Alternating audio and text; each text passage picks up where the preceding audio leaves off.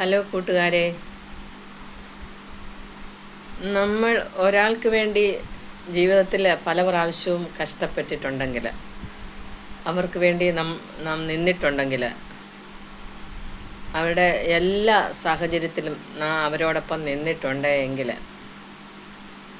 നമ്മൾക്കൊരാവശ്യം വരുമ്പം അവർ മാറിപ്പോകുമ്പോൾ അല്ലെങ്കിൽ നമ്മളെ തള്ളിക്കളയുമ്പോൾ നമുക്ക് വേണ്ടി നിൽക്കാൻ അല്ലെങ്കിൽ പറയുവാൻ ആരുമില്ല എന്ന് നാം ഏറ്റവും ഇഷ്ടപ്പെടുന്നവരായിരിക്കും അവർ.